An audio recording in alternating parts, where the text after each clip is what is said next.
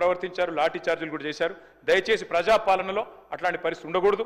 తెల్లారులేస్తే ప్రజాపాలన అంటారు, కానీ నేతి బీరకాయలో నెయ్యి ఎంత ఉందో మీ ప్రజాపాలనలో ప్రజాస్వామిక స్ఫూర్తి కూడా అంతే ఉన్నట్టుగా కనబడతా ఉన్నది. అధ్యక్ష 1 కోటి మంది మహిళల్ని కోటీశ్వరులు చేస్తామంటున్నారు అధ్యక్ష, కానీ అత్తాకోడలకు పంచాయతీ పెట్టినారు అధ్యక్ష.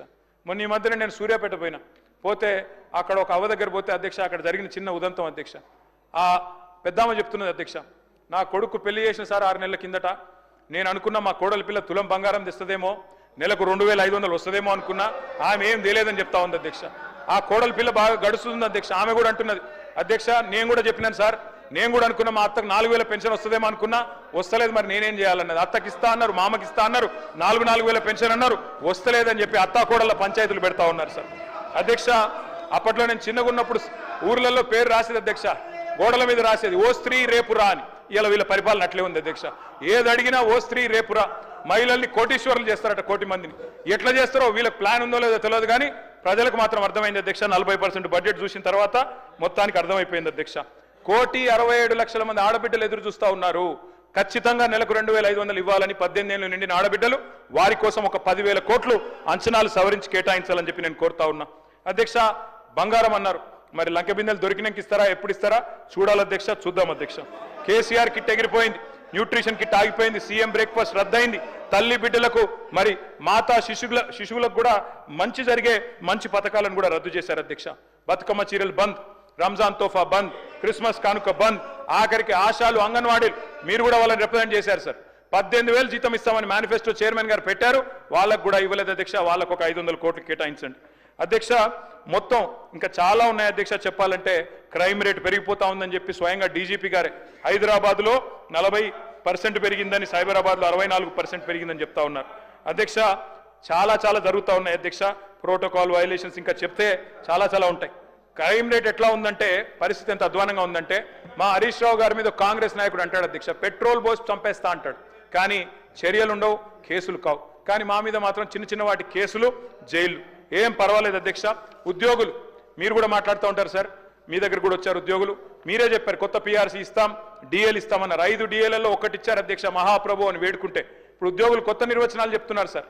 ఐఆర్ అంటే ఇప్పట్లో రాదు, డిఏ అంటే దయచేసి అడగొద్దు, పీఆర్సీ అంటే పనికిరాని చర్చలు, అట్లా అయిపోయింది అధ్యక్ష ఈరోజు పరిస్థితి. ఓల్డ్ పెన్షన్ స్కీమ్ తెస్తామన్నారు, ఎప్పుడు తెస్తారో చెప్పాలని చెప్పి నేను కోరుతా ఉన్నా అధ్యక్ష. చాలా మందిని బెటాలియన్ పోలీసు వాళ్ళను ఏ పోలీస్ అడిగినందుకు వాళ్ళ మీద కేసులు పెట్టి 10 మందిని సస్పెండ్ చేశారు. వ్యవసాయ విస్తరణ అధికారులను సస్పెండ్ చేసినారు.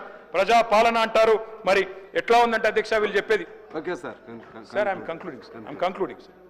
అధ్యక్ష వీళ్ళు చెప్పేది ఎట్లా ఉందంటే అధ్యక్ష, ప్రజాపాలన ఎట్లుందంటే అధ్యక్ష, వీళ్ళు చేసేది మొహబ్బత్ కా దుకాన్ కాదు అధ్యక్ష, వీళ్ళది నఫరత్ కా నయా బజార్ అధ్యక్ష. ఇందిరమ్మ రాజ్యం అంటే ఏందో అనుకున్నాం అధ్యక్ష, ఎమర్జెన్సీ రోజులు తిరిగి తీసుకొచ్చినారు అధ్యక్ష. ప్రజాపాలనలో ప్రజాస్వామిక స్ఫూర్తి ఎంత ఉందంటే, ఇప్పుడే నేను చెప్పాను అధ్యక్ష, నేతి బీరకాయలో నెయ్యి ఎంత ఉన్నది. ఒక మాట, మొన్న మధ్యన పెద్ద మనిషి నాంపల్లి స్టేషన్లో దిగినాడు సార్, దిగి ఆటో ఎక్కాడు, బెస్ట్ హోటల్కి తీసుకుపోమన్నాడట సార్. తీసుకుపోయినాడు ఆయన, పాపం ఆటో ఆయన. తీసుకుపోతే భోజనం చేసినాడు, భోజనం చేస్తే భోజనం మాత్రం చెత్తగా ఉందట. ఆయన పోయి అడిగినాడట, ఏమయ్యా బెస్ట్ హోటల్కి తీసుకుపోమంటే మరి ఇంత ఫుడ్ ఇంత వరస్ట్గా ఉంది ఎందుకు ఆయన అడిగినట. సార్ నువ్వు బెస్ట్ హోటల్ అన్నావు కానీ హోటల్ పేరు అడగలే కదా సార్, హోటల్ పేరు బెస్ట్ పేరు అన్నాడట. మీది కూడా గట్లనే ఉన్నది, పేరేమో ఇంటి పేరేమో కస్తూరి వారు, ఇల్లంతా గబ్బిలాల కంప అన్నట్టు పేరేమో ప్రజాపాలన, చేసేది మాత్రం ప్రజా పీడన అధ్యక్ష. ఆర్టీసీ కార్మికులు మా ప్రభాకర్ అన్నను, మా మిత్రుడు, మా పెద్దన్న, వారిని కోరుతా ఉన్న అధ్యక్ష, అపాయింటెడ్ డే ప్రకటించండి, దయచేసి వారిని కాపాడండి. వారు ఎదురు చూస్తా ఉన్నారు, వారందరూ కూడా అడుగుతా ఉన్నారు. ఆటో డ్రైవర్లు 30 మంది ఆత్మహత్య చేసుకున్నారు, వారిని కాపాడండి. పల్లెల్లో నిన్ననే హరీష్ రావు గారు అడిగారు, సర్పంచ్ల పెండింగ్ బిల్లులు అయిపోతుంది సార్. పల్లెల్లో పెండింగ్ బిల్లుల వల్ల ఈరోజు మొత్తం ఎక్కడికక్కడ పారిశుద్ధ్యం పడకేసింది. దయచేసి 1 కోటి రూపాయల వరకు మేము చిన్న కాంట్రాక్టర్ల బిల్లులు మార్చి 31 లోపల ప్రతి సంవత్సరం రిలీజ్ చేసేది, దయచేసి రిలీజ్ చేయాలని కోరుతా ఉన్నా.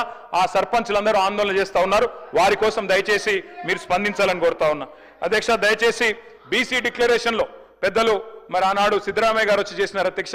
20,000 కోట్ల బడ్జెట్ పెడతామన్నారు, కానీ 2 బడ్జెట్లు కలిపితే కూడా 20,000 కోట్లు కాలేదు. దయచేసి బడ్జెట్ను సవరించి 20,000 కోట్లు కేటాయించండి. బీసీ సబ్ ప్లాన్ తీసుకురండి, మీరే చెప్పినారు తీసుకొస్తామని, తీసుకురావాలని చెప్పి కోరుతా ఉన్నా.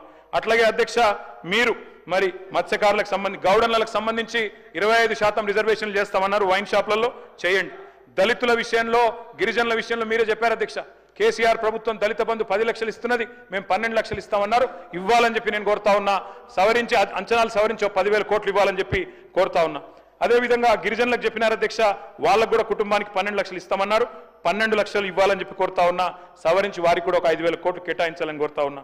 మైనారిటీ సబ్ ప్లాన్ చేస్తామన్నారు, తెమ్మని కోరుతా ఉన్నా. గత సంవత్సరం 3,000 కోట్ల బడ్జెట్ పెట్టారు, కానీ 1000 కోట్లే ఖర్చు అయింది అధ్యక్ష. దయచేసి నేను విజ్ఞప్తి చేస్తా ఉన్నా. ఇవాళ ఒక్క మాట చెప్పి నేను ముగిస్తాను అధ్యక్ష. ఇవాళ రాష్ట్రం అంతా ఏమనుకుంటారు అధ్యక్ష అంటే, ఎందుకంటే ఎల్లుండి రంజాన్ ఉన్నది సార్, అందుకే చెప్తా ఉన్నా. ఉర్దూ కూడా నాకు చాలా ఇష్టమైన లాంగ్వేజ్ సార్. అయిపోయింది సార్, ఐఎమ్ కంక్లూడ్. రాష్ట్రం అంతా ఒకటే అనుకుంటున్నారు సార్. సిర్ఫ్ జుబా పే తే झूठे वादे, दिल में थे सारे गलत इरादे. कांग्रेस को थी सिर्फ कुर्सी से प्यार, तेलंगाना की मिट्टी से की कैसी गद्दारी.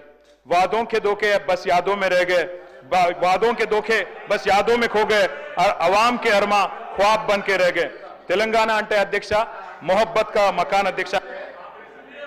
थोड़ा हिंदी उर्दू जानते हैं, हम भी थोड़ा हिंदी उर्दू जानते हैं. हम कोई तेलंगाना के लोग, कांग्रेस के लोग गद्दारी नहीं है, बात सही नहीं है. आप जो भी शहरी बोलना चाहिए 2-3 दिन से सीख लिए, ठीक है, मगर कांग्रेस को गद्दार मत बनाओ. तेलंगाना कांग्रेस को ऐसे गद्दार मत बनाओ.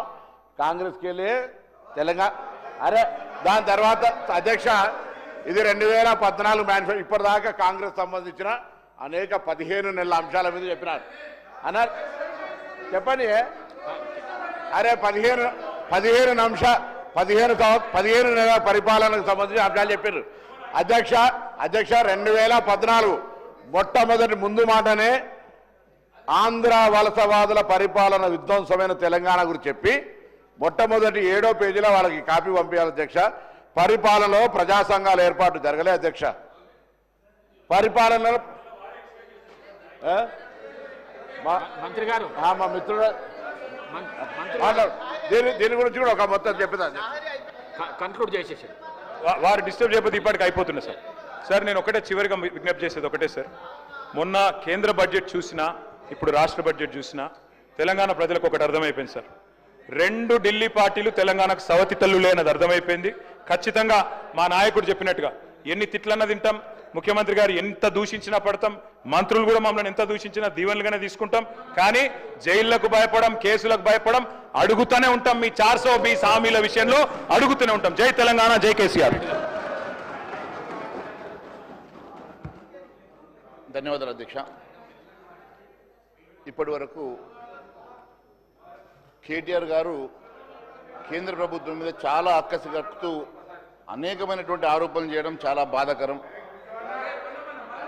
మరి అయిపోయినాక ఒక్క సెకండ్ అధ్యక్ష, వారి ప్రసంగంలో సరే అన్ని అంశాలు వారి గురించి ప్రస్తావించకుండా నేను ప్రాతినిధ్యం వహిస్తున్న నియోజకవర్గానికి సంబంధించిన ఒక అంశం మీద కూడా మాట్లాడారు గతంలో. లేదా